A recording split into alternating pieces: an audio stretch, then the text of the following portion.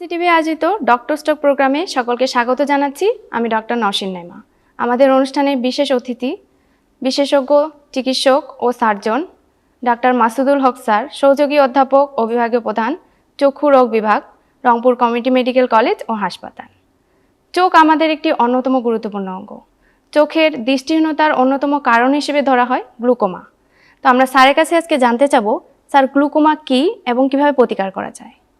ধন্যবাদ। প্রথমে আমি ধন্যবাদ জানাচ্ছি আরসিটিভিকে এত গুরুত্বপূর্ণ একটা বিষয়ে আলোচনার জন্য আমাকে আমন্ত্রণ জানিয়েছেন, এর জন্য ধন্যবাদ। গ্লুকোমা আসলে যদি বলতে হয় তো গ্লুকোমা আমাদের যেমন ব্লাড প্রেশার বা রক্তের চাপ আছে, যেটাকে আমরা হাইপারটেনশন বা ব্লাড প্রেশার বলি, সেরকম গ্লুকোমাটাও হলো যে আমাদের চোখের বা অক্ষিগোলকের ভিতরে চাপ রয়েছে, যেটা স্বাভাবিক চাপে কোনো ক্ষতি হবে না, কিন্তু এটা যদি চাপটা বৃদ্ধি পেয়ে যায় সেটাকে আমরা তখন বলি গ্লুকোমা।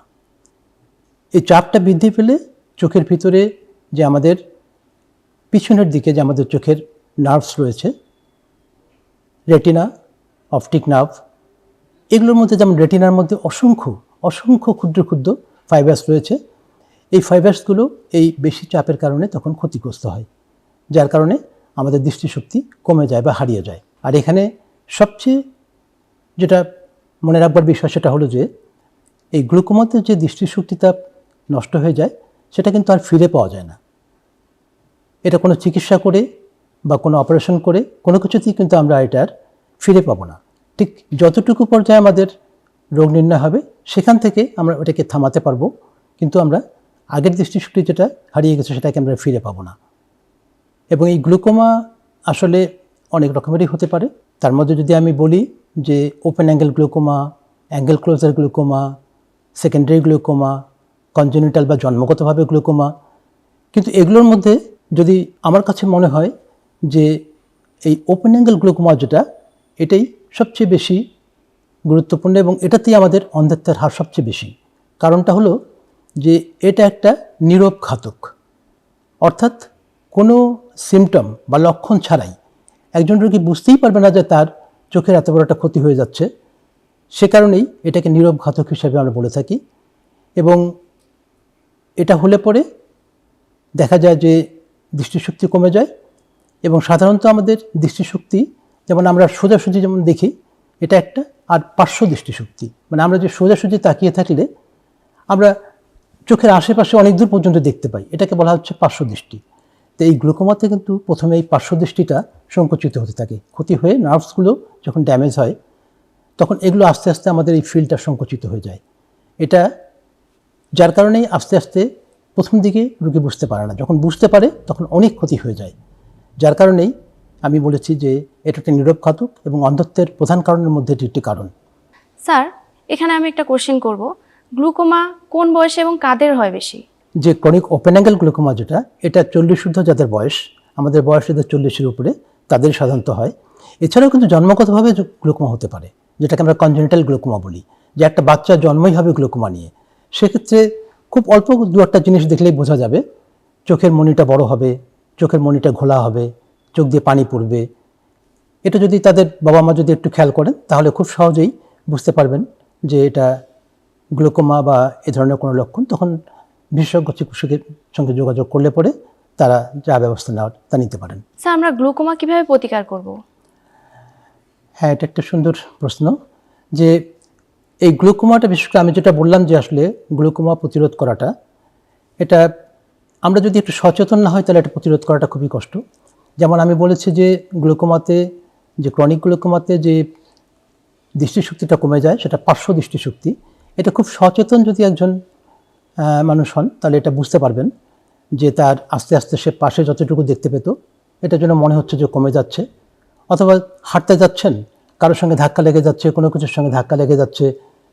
বিশেষ করে যারা গাড়ি ড্রাইভ করে তাদের জন্য খুবই সমস্যা, অনেক বড় ধরনের অ্যাক্সিডেন্টও হয়ে যেতে পারে।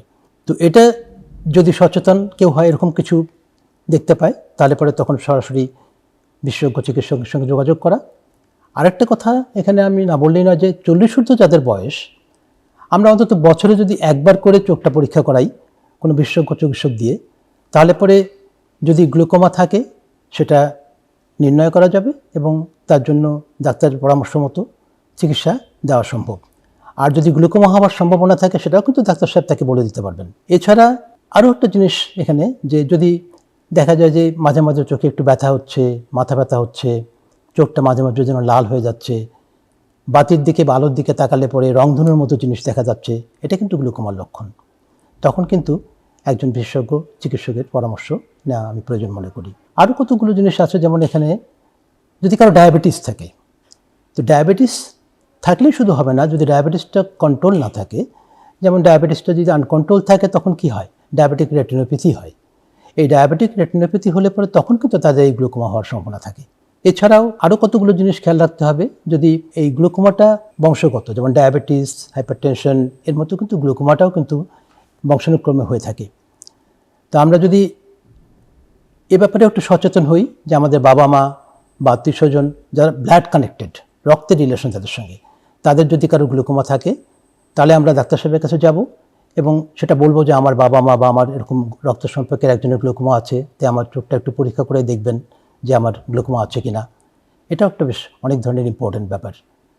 তাছাড়াও আরেকটা জিনিস আমি বলবো যে খুব গুরুত্ব সহকারে, যে আমাদের চোখে অনেক সময় দেখা যায় যে চোখের অ্যালার্জিক সমস্যা হলে পরে আমরা সাধারণত এটাকে স্টেরয়েড ড্রপসগুলো আমরা প্রেসক্রাইব করে থাকি। তো এই স্টেরয়েড ড্রপস দিলে কিন্তু খুব অল্প সময়ে রোগী খুব মানে ভালো ফিল করে, অর্থাৎ চোখটা চুলকানো কমে যাবে। পরবর্তীতে ওই পেশেন্ট কিন্তু ডাক্তারের পরামর্শ ছাড়াই ওই ড্রপটা ব্যবহার করতেই থাকেন, এবং এটা যদি বেশি দিন ধরে ব্যবহার করেন তাহলে কিন্তু এটা একটা, আমাদের কাছে যখন এই পেশেন্টগুলো আসে তখন আমরা দেখতে পাই যে তার চোখের অনেক ক্ষতি হয়ে গেছে। তো আজকে যে প্রতিকারের যে বিষয়গুলো বললাম, এগুলো যদি সত্যিকার অর্থে আমরা যদি একটু সচেতন হই এবং মেনে চলি, তাহলে যে এত বড় একটা অন্ধত্বের হাত থেকে আমরা আমাদের নিজেদেরকে বাঁচাতে পারবো। স্যার, আপনাকে অসংখ্য ধন্যবাদ আমাদের অনুষ্ঠানে এসে এত গুরুত্বপূর্ণ তথ্য প্রদানের জন্য। আপনাকে এবং RCTVকে ধন্যবাদ। সুপ্রিয় দর্শক, সকলকে ধন্যবাদ জানিয়ে শেষ করছি আজকের অনুষ্ঠান। আমাদের সাথে থাকার জন্য অসংখ্য ধন্যবাদ। সুস্থ থাকবেন, ভালো থাকবেন, ডক্টর স্টকের সাথে থাকবেন।